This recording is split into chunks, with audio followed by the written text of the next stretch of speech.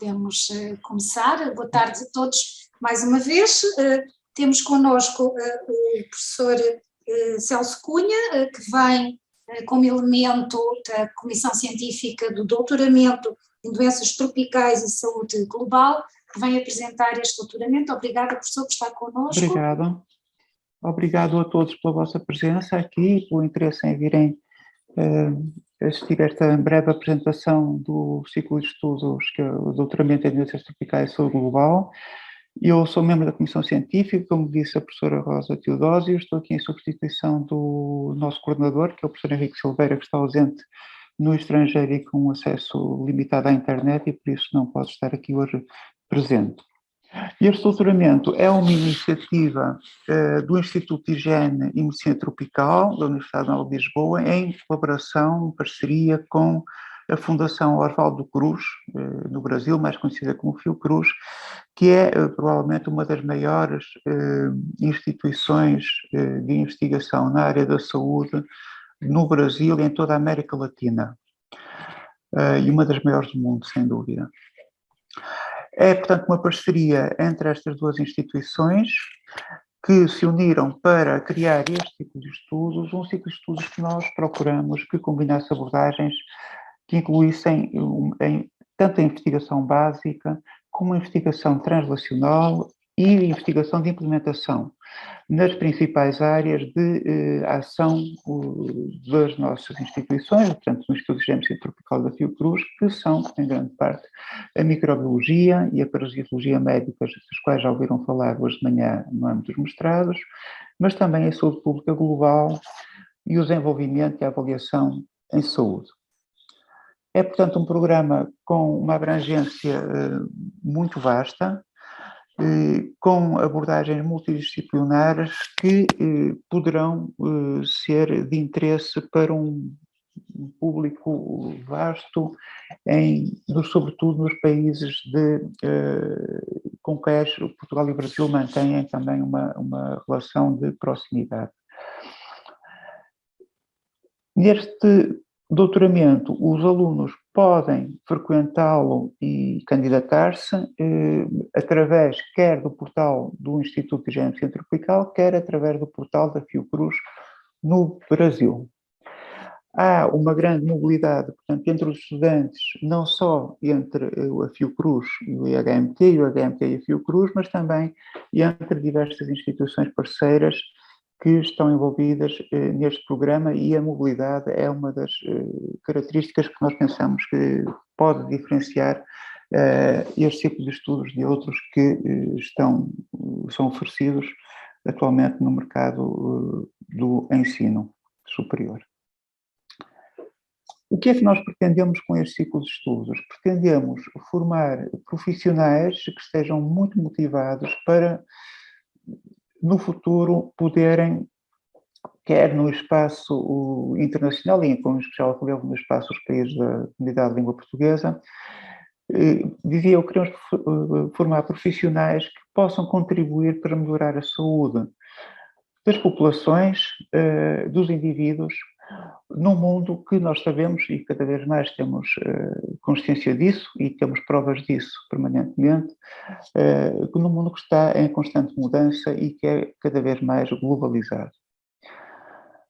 Hoje em dia temos, não só devido às últimas surtos pandémicos que tem havido e várias doenças que, algumas como estas hepatites agudas agora em crianças que têm surgido com agentes etiológicos ainda desconhecidos, são, sem dúvida, problemas de saúde pública global que merecem uma atenção redobrada hoje em dia e que nós com este programa procuramos formar especialistas com capacidade para lidar com estes problemas de uma forma, eu diria que coordenada, multifacetada e integrada. Os nossos alunos são tanto portugueses como brasileiros, obviamente, mas também estrangeiros, sobretudo da África e do Brasil, mas também de alguns países europeus e de outros da América Latina, por exemplo. Nós temos vários alunos que vêm de Itália, como iremos ver mais adiante, e que isso deve também ao facto de, talvez, da proximidade das línguas facilitar um pouco o ensino e a aprendizagem destes alunos. Estes alunos podem ser recrutados a partir em qualquer área das ciências da vida, ok? Mas não só. Nós também podemos, e vamos ver também, aceitar de outras áreas que são das ciências da vida, aceitar alunos de outras áreas que são das ciências da vida, nomeadamente as ciências sociais. O que nós valorizamos é, sobretudo, uma motivação, quando as pessoas se candidatam, a sua motivação e a sua capacidade intelectual, a capacidade de pensar criticamente, e também procuramos avaliar o seu potencial de investigação, através de projetos em que já estiveram envolvidos, ou através do interesse que eles demonstram por determinadas áreas científicas que o programa oferece. Aquilo que nós pensamos distinguir o nosso programa de outros programas, não só do Instituto de Medicina Tropical e da Fiocruz, como de outros programas nacionais e internacionais, é, sobretudo, a multidisciplinaridade e a internacionalização. Esta internacionalização, como eu vos disse, não é só no espaço da CPLP, mas envolve também outros parceiros em várias universidades e instituições de investigação um pouco por todo o mundo. É um programa que tem um plano curricular que é flexível, que inclui módulos obrigatórios durante um semestre e depois módulos menos que um semestre, e depois módulos opcionais. Para além dos módulos opcionais, que são oferecidos a partir de uma lista que é conhecida, que pode ser consultada quer no site do Instituto, quer em Diário da República, ela está publicada, nós temos aquilo que nós designamos por rotações temáticas. Essas rotações temáticas têm um peso muito grande no primeiro ano curricular, têm cerca de 30 créditos, e, portanto, são cerca de metade do peso de todo o primeiro ano curricular, e podem ser de vários tipos, envolver várias abordagens, vários tipos de intervenções dos alunos, como, por exemplo, frequências de cursos, etc. Mas o objetivo delas é, sobretudo, fornecer que os alunos possam obter formação em áreas que sejam do seu interesse e necessárias, que eles julguem que são necessárias para depois prosseguir o desenvolvimento da sua tese nos anos subsequentes. Muitas vezes estas rotações temáticas são estágios em laboratórios, em instituições de saúde pública, podem envolver trabalho de campo também, como eu vos disse, também frequência de cursos específicos, portanto, são elas, o seu objetivo é fornecer aos alunos ferramentas específicas que eles sintam que são necessárias para depois poderem elaborar a tese nos temas que irão escolher. Como eu disse, são cerca de 30 CTS, são 30 CTS e são 3 as rotações temáticas que eles fazem durante o primeiro ano. Outra das características também deste programa é a mobilidade dos estudantes e dos investigadores entre diferentes instituições, como eu vos disse, não só em Portugal, Brasil e África, mas também na América Latina, na Europa, sobretudo, que envolve a mobilidade dos estudantes entre instituições, e entre laboratórios de saúde pública, e entre laboratórios de investigação fundamental, e também a mobilidade de investigadores e de docentes entre as várias instituições, que não só no primeiro ano, mas também depois durante o tempo que decorre durante a elaboração da dissertação. Este programa tem uma comissão científica e tem um coordenador. Nós estamos aqui todos nesta fotografia. O coordenador é o professor Henrique Silveira, que vocês veem aqui assim. O professor Henrique Silveira está neste momento ausente do país. Ele é parasitologista, é especialista em malária, professor catedrático do nosso instituto. E depois há 3 membros que representam, chamemos assim, 3 grandes áreas do nosso instituto. Eu tenho uma atividade mais ligada à microbiologia e à virologia, mais concretamente. A professora Fátima também é parasitologista e a professora Luzia Gonçalves está ligada à área da saúde pública internacional e a sua área de intervenção está ligada mais à estatística e epidemiologia. Portanto, nós cobrimos as 3 grandes áreas de intervenção do Instituto, com exceção da clínica, nesta comissão científica. É um programa que tem a duração de 4 anos, 8 semestres, com um total de 240 créditos, em que o primeiro ano tem 60 créditos e depois 180 créditos são destinados para a elaboração da dissertação. É um programa que está acreditado foi acreditado por 6 anos, portanto, a acreditação que a Agência de Acreditação do Ensino Superior dá por o maior número de tempo e tem o seu registro, também o programa está registado na Direção-Geral do Ensino Superior. Atualmente nós estamos, tal como vários outros ciclos de estudo, estão a passar por um novo momento de acreditação e de avaliação para esta Agência de Acreditação do Ensino Superior, e esperamos que ainda durante este ano possamos ser visitados pelos seus elementos para mais uma ronda de acreditação que esperamos seja novamente por mais 6 anos. Durante o primeiro ano, aqueles 60 créditos que eu vos referi estão divididos em unidades obrigatórias e opcionais. As unidades obrigatórias envolvem as tais 3 rotações temáticas, são os 30 créditos, que estão aqui assim. Estas rotações temáticas, elas não têm propriamente aulas, como eu vos disse, são estágios, cursos que os alunos fazem, mas tem um docente que é responsável por cada uma delas, em quem os alunos se dirigem para tirar dúvidas, para os orientarem na escolha do esquema das rotações temáticas, para responder às dúvidas que eles têm em relação, por exemplo, aos laboratórios e aos planos das rotações temáticas, à sua interação também com os seus orientadores nesses laboratórios para onde eles vão. E temos também depois outras, para além das rotações temáticas, que são 30 créditos, temos depois mais 18 créditos que em 5 unidades curriculares muito transversais, que são a ética e investigação em saúde, os métodos quantitativos e qualitativos na investigação, o impacto da doença e os seus determinantes e a saúde global, a saúde das populações e os determinantes sociais. E, finalmente, uma unidade curricular que nós designamos de preparação de projeto, em que os alunos são, com acompanhamento tutorial da minha parte,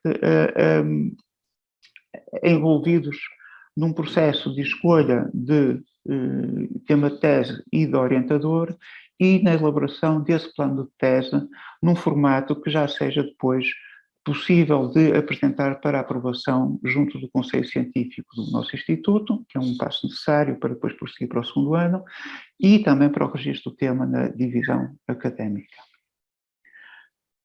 As unidades curriculares opcionais são várias, como vocês têm aqui um elenco das que estão disponíveis atualmente, são 12 créditos, que todos os alunos têm que obter nestas unidades curriculares opcionais e podem escolher esses 12 créditos a partir desta lista que aqui está.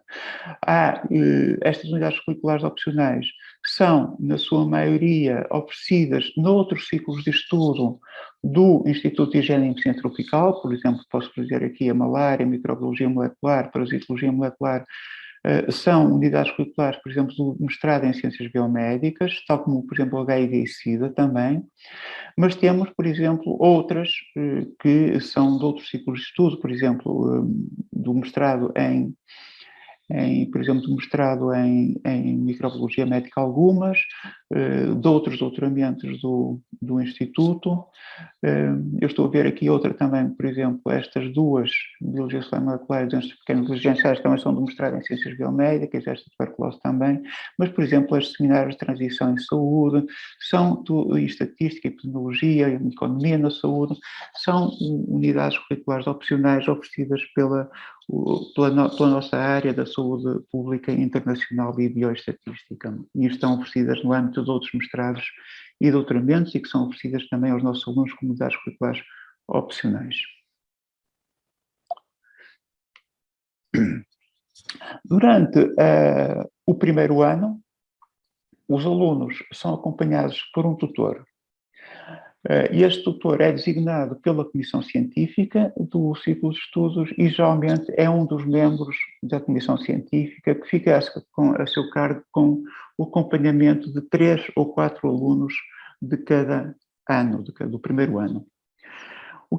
Para que serve este tutor? Este tutor, no fim de contas, é um membro da Comissão Científica que faz o acompanhamento do aluno até estes terem depois um orientador que os vai acompanhar nos anos seguintes de elaboração da tese, no segundo, no terceiro e quarto ano.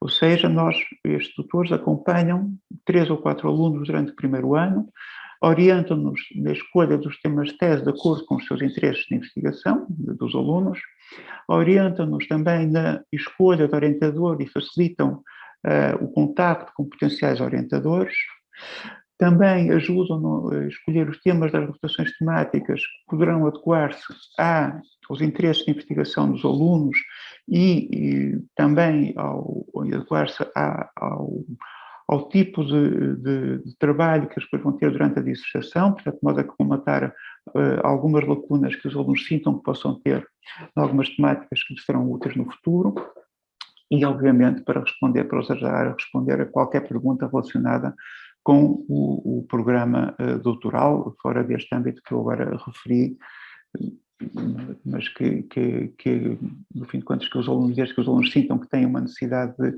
esclarecer qualquer dúvida, podem recorrer sempre ao seu tutor pessoalmente ou por e-mail. Os nossos estudantes são variados, têm um perfil muito variado. Atualmente o programa já vai no 6º ano e nós temos 43 estudantes ativos. Nós não aceitamos só 43, já aceitamos mais do que este número, mas já houve algumas desistências e também já houve quem tenha terminado o programa doutoral. Portanto, mas atualmente, nos vários anos, nos 4 anos do ciclo de estudo, nós temos 43 alunos neste momento a frequentar o programa doutoral. A maior parte deles, como penso que nem todos os ciclos de estudo, aliás, do IHMT são de sexo feminino, e reparem que cerca de 70% têm um vínculo laboral, ou mantêm um vínculo laboral. Ou seja, alguns deles são estudantes trabalhadores, outros mantêm o vínculo laboral, mas pediram, por exemplo, dispensa do seu serviço para poderem frequentar o doutoramento a tempo inteiro. Significa isto que nós temos alunos que estão dedicados ao programa a 100%, portanto a tempo inteiro, e outros que mantêm alguma atividade profissional ligada muitas vezes até aos temas de dissertação que eles escolhem. Uma das características que nos também diferencia muito é o facto de nós termos 3/4 dos alunos que vêm de fora de Portugal, eles vêm de todos os países africanos de língua oficial portuguesa, exceto São Tomé, nunca tivemos aluno de São Tomé e Príncipe, mas temos de Cabo Verde, Guiné, Angola, Moçambique, do Ghana também, temos alunos do Ghana, da América Latina, sobretudo do Brasil, mas também por vezes também já tivemos de Cuba, da Venezuela, tivemos da Europa, de Itália, 3 alunos italianos e, portanto, vocês podem ver que é um programa com bastante capacidade para atrair estudantes fora do nosso país. E um dos motivos porque isso também é possível é que o primeiro ano curricular pode ser todo frequentado à distância, ou seja, todas as unidades curriculares que vos são oferecidas, quer as obrigatórias, quer as opcionais, podem ser frequentadas à distância, sem obrigatoriedade de ser, e portanto não há um ensino presencial obrigatório. E isso facilita também bastante a frequência por alunos que não se podem deslocar ao nosso país. Os seus orientadores, depois, nos anos subsequentes, depois do primeiro ano, estão distribuídos por países muito diferentes, desde a Inglaterra, Espanha, França, Brasil, Estados Unidos, Portugal, enfim, Angola, Moçambique, etc., etc. Ou seja, temos orientadores de teses e temas de tese a decorrer em muitos países diferentes, e para vos dizer que 40% das teses estão a ser feitas no estrangeiro, 50% delas estão a ser feitas no nosso instituto, e as 10% remanescentes que ali faltam estão a ser feitas em Portugal, noutras instituições. Como eu vos disse, este é um doutoramento multidisciplinar, com uma abrangência muito grande, e por isso também os temas de tese, a temática das doenças tropicais e saúde global é tão abrangente que isso é refletido depois na variedade, na diversidade dos temas de tese. Eu trouxe aqui 4 para vos mostrar apenas a título meramente ilustrativo, como eu vos disse, há 43 alunos neste momento ativos, e portanto temos 30 e poucas teses neste momento a decorrer, porque 10 alunos estão no primeiro ano atualmente. Estes temas de dissertação, como eu vos disse, são muito variados e vão desde, por exemplo, temas da saúde pública, chamamos assim, dura, ou seja, implementação e avaliação de sistemas de informação, por exemplo, sobre doentes, para a gestão de doentes com VIH-Sida em Moçambique, ou, por exemplo, sobre literacia em saúde na população angolana, ou, por exemplo, um estudo já epidemiológico sobre uma doença provocada pela bactéria Leptospira. Esta é feita em Portugal e é orientado no nosso instituto. E, por exemplo, o último que eu vos aqui trouxe, que é um exemplo de um tema de tese de investigação fundamental. Não é uma investigação aplicada, nem de campo, nem epidemiológica, nem de saúde pública, é de investigação fundamental, biologia fundamental, de um agente causador da malária, ok? E é um tema que, por exemplo, vocês veem aqui, ao contrário destes aqui, que é um tema feito em língua portuguesa, este tema, por exemplo, foi feito esta tese foi escrita e defendida em língua inglesa e teve a participação de laboratórios em Inglaterra, onde o nosso aluno fez grande parte do seu trabalho experimental. Portanto, como vocês podem ver, é uma grande variedade de temas de tese que podem ser enquadráveis e que são do interesse dos alunos do nosso que frequentam este doutoramento. Como é que os alunos podem candidatar? Eles podem candidatar-se através dos portais do Instituto e do Afiocruz, como eu falei há pouco, e podem candidatar-se todos aqueles que têm um grau de mestre, em áreas das ciências da vida ou da saúde, mas também, como eu vos disse, em áreas diferentes dessas, nomeadamente das ciências sociais. Estou aqui a lembrar, por exemplo, da sociologia, que pode ser perfeita, é uma área de base, de formação básica, perfeitamente válida para a frequência deste doutoramento, e que isso é, por exemplo, refletido em alguns temas de tese que depois os alunos vão elaborar. Mas também outros, como por exemplo a psicologia, que são áreas mais relacionadas com algumas ciências sociais, geografia também, eventualmente, são tudo áreas que podem ser validadas pela Comissão Científica como adequadas para a frequência deste ciclo de estudos. Não tendo o grau de mestre, poderão eventualmente ser aceitos licenciados também nestas áreas, que tenham uma classificação mínima de 14 valores e um currículo escolar ou científico que seja considerado relevante e reconhecido pelo Conselho Científico do nosso Instituto. Ou seja, se um aluno com o grau de licenciado desejar frequentar este ciclo de estudos, terá que submeter o seu currículo ao Conselho Científico do Instituto, que atestará se a formação que ele tem de licenciatura e a sua experiência e profissional e as suas capacidades profissionais já demonstrada são adequadas à frequência e atestam capacidade para a frequência do doutoramento. Em todo caso, a seleção dos estudantes é feita por avaliação curricular, pelos membros da Comissão Científica, que tem um peso maior, e depois por uma entrevista que é feita aos alunos. Para além disso, nós recomendamos sempre que sejam fornecidos, e recomendamos, e neste momento é obrigatório já, fornecer contactos de três referências onde nós possamos obter informação sobre o percurso académico e profissional dos candidatos ao ciclo de estudos. O número de clausos é 10, nós temos, todos os anos temos um número maior de candidatos do que número de vagas. Por vezes aceitamos 11, 12 alunos, mas eu diria que cerca de metade dos candidatos, ou entre 40% a 50% dos candidatos, não podem ser aceitos no ciclo de estudos devido também ao número de clausos que nós temos e que não permite aceitar todos, e também nem todos,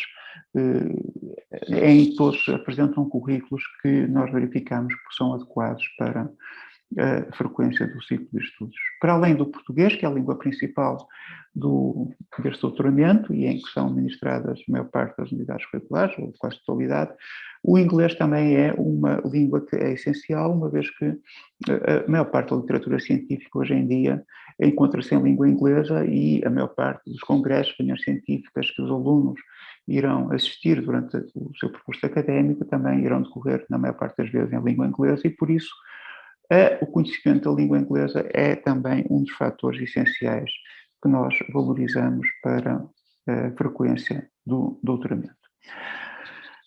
Deixo-vos aqui com a fotografia do nosso instituto, à esquerda no ecrã, e a fotografia da sede da Fundação Oswaldo Cruz, no Brasil, no Rio de Janeiro, neste edifício que foi construído há mais de 100 anos, e que eles designam por a Casinha, chamam isto a Casinha, e é um edifício muito bonito, vale a pena visitar se um dia forem ao Rio de Janeiro. Obrigado pela vossa atenção e estou aqui agora à vossa disposição para responder às perguntas que julguem necessárias. Têm também aqui nesta apresentação o meu e-mail, que é cunha@ihmt.anl.pt, ou então, aliás, preferencialmente até o coordenador do ciclo de estudos, professor Henrique Silveira, cujo e-mail é hsilveira, tudo junto, e depois ihmt.anl.pt. Obrigado a todos e bom percurso académico para todos. Até breve. Obrigada, professor Celso. Vamos então aguardar pelas questões. Ora, temos aqui uma pergunta do João Soares. Pergunta: quanto custa a propina do mestrado, tanto quanto está neste momento publicado no site do Instituto, são 2.750 euros anuais. No ato de candidatura, todos os candidatos pagam um emolumento, que são de 51 euros, que não é devolvido em caso de recusa da candidatura, e depois a propina são 2.650 euros anuais para aqueles alunos que forem aceitos, obviamente. Mas toda essa informação está na página do Instituto, com os prazos de candidatura. Neste momento já está a decorrer a primeira fase de candidatura, que vai até meados de junho, e depois os candidatos, no fim desse prazo, serão avaliados e serão notificados da decisão. O primeiro ano é online, sim. João Soares também, esta última pergunta que colocou, pode ser feito todo por Zoom. Né? As rotações temáticas geralmente são geralmente estágios laboratoriais, embora possam não ser, mas muitas vezes são estágios em outras instituições, obviamente exigem uma presença presencial, na maior parte das vezes. Os anos seguintes não. Os anos seguintes, obviamente, trata-se de trabalho de elaboração da dissertação, e isso não é, presumo, é um trabalho do aluno com o orientador. Não? E a interação entre aluno e orientador depois é decidida entre eles, que é eles, o aluno e o orientador em conjunto, que veem a melhor maneira de interagirem de modo a que o trabalho da tese seja levado a bom porto e de modo mais eficaz para ambas as partes. E, portanto, a partir do segundo ano chamamos assim, o tipo de interação entre aluno e orientador, que é a única pessoa com quem o aluno vai recorrer e é, no fim de contas, o seu tutor durante aqueles 3 anos, depende do que for combinado entre eles. Quem tem, pergunta aqui o João Soares, pergunta, para quem tenha já as valências do mestrado, pode acelerar o processo investindo já com os créditos na tese? Não. Ou seja, tanto quanto me estou a perceber, o João Soares pergunta se créditos obtidos no âmbito do mestrado que esteja a frequentar podem depois ser transferidos como créditos para, por exemplo, opcionais ou o que é que seja para o doutoramento. Não, não podem. Legalmente isso não é possível fazer. Ou seja, não pode passar dos créditos do mestrado para um crédito de um segundo ciclo de estudos para créditos de um terceiro ciclo de estudos. A próxima apresentação é às 2h30, a apresentação da professora Maria do Rosário sobre o doutoramento em saúde internacional. Agradeço a todos os presentes, especialmente ao professor Celso Cunha, por ter estado aqui conosco. Obrigada, professora Rosa, pelo convite e um bom fim de semana para todos também. Obrigada.